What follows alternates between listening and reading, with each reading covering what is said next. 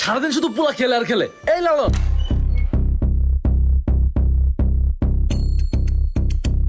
আমি যা ভাবছিলাম পোলা তাই করতেছে। আজকে তো পোলার খবর আছে।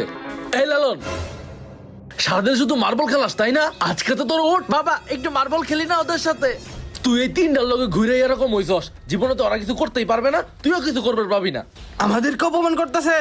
আয় আমার সাথে, আয় বাড়ি আয়, আয় আয় আয় বাড়ি আয়, আয় কইতাছি আয়। এই লালনের বাপটা আমাদের অপমান করে গেল।